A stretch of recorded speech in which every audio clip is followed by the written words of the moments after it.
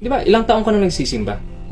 Ay, pagpalagay natin 40 years or 10 years or depende sa iyo na nakapanood po ngayon. Ilang taong ka nang nagsisimba? This is just a basic questions. Magkaiba kasi yung ilang taong ka nang nagsisimba, hindi mo pa rin tiyak yung kaligtasan mo. Sabi sa Biblia, sa Hebrews, "For without faith, it is impossible to please God." Kung walang tamang pananampalataya ang tao, kahit religious pa siya, hindi siya maliligtas. Kagaya ni Nicodemus, he was a religious leader or Pharisee during his time. Kilala siya na good teacher sa kanyang kapanahunan, pero siya ay nangangahalap pa rin ng kaparaan ng kaligtasan. Buti na lang nandun ang Panginoong Hesukristo na kanyang napagtanungan na siya ay napuna ng Panginoong Hesukristo. He was a great rabbi his time. Siya ay napuna. So, kung hindi siya nagtanong sa Panginoong Hesukristo kung paano ma-born again or maipanganak muli sa Espiritu, hindi niya malaman yung kaparaanan ng kaligtasan. Siguro, ilang matanda na siya sa panahon ni Kristo, di ba? Pero siya ay wala pang alam pagdating sa kaligtasan. Wala siyang alam pagdating sa tamang pananampalataya. So, useless na ilang taon ka nang nagsisimba, ilang taon ka nang religious, pero yung pananampalataya mo hindi akma sa itinuturo ni Kristo. Yeah, you have to be born again. Pag sabing born again ay hindi lang yung literal na papasok sa simbahan ng born again in order for you to be called born again. When you say born again, it is a personal relationship mo sa Panginoon. When was that happen? Di ba? Kailan yun nangyari na born again ka? Sabi ng salita ng Diyos sa 1 John chapter 5 verse 1. Anong sabi dito? Babasahin ko lang. Sabi ng salita ng Diyos, "Whosoever believeth that Jesus is Christ is born of God." Pag sinabing Kristo ay tagapagligtas.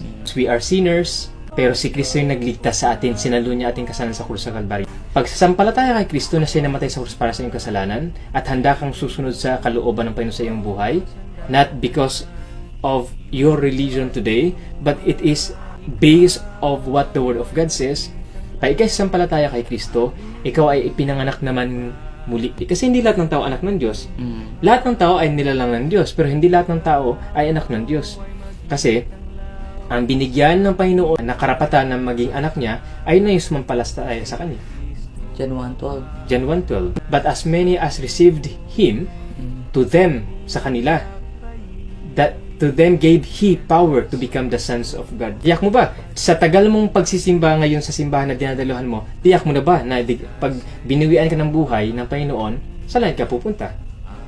Kung ang isang nagsasabing religious at nagpakilalang Kristiyano, magkaiba kasi yung Christian by name saka Christian by faith, no? Kung ikaw ay nagsasabing Kristiyano, dapat tiyak mo ang kaligtasan kasi si Kristo nagtuturo ng katiyakan. The reason why you are called Christian. Pag sinabing Christian, di ba? Christian.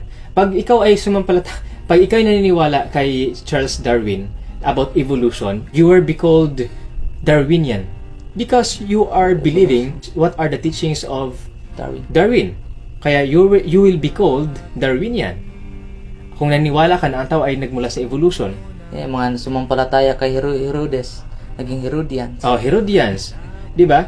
If you were claiming or believing that you are a Christian, and then you are not following what the Word of God says, what Jesus Christ says, there's something. Ang kailangang isipin, tiyak ba ang itinuro ni Kristo pagdating sa kaligtasan? Kung oo, ikaw na sumampalataya, dapat tiyak mo. Kasi ang sabi sa Biblia, sa John chapter 10, verse 28, "And I give unto them eternal life, and they shall never perish." Never perish, ibig sabihin, hindi ka na mapapahamak, maging sa future. Yan ang tiyak na ibinigay ng Panginoong Hesukristo sa mga nagsisampalataya. Ngayon, matitiyak mo ba ang kaligtasan sa iyong sarili nung ikaw ay sumampalataya? Dapat lang matiyak.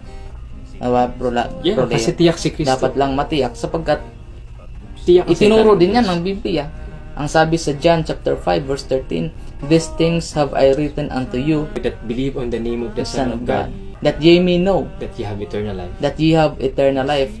That ye may know. Yung salitang yun na dapat nyong malaman na mayroon kayong buhay na walang hanggan. So, malalaman pala natin, kung tayo ito totoong sumampalataya, malalaman natin or matitiyak natin na tayo ay ligtas sapagkat may ibinigay sa atin na buhay na walang hanggan.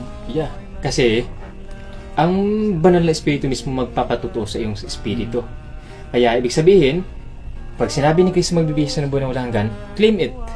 Tiyak ka na ba sa naligtas ka pag ikaw binang ang buhay ng Panginoon? Sumpalataya ka na ba sa Panginoon? Claim it. Pag sumpalataya ka sa Panginoon, may buhay na walang hanggan ka na.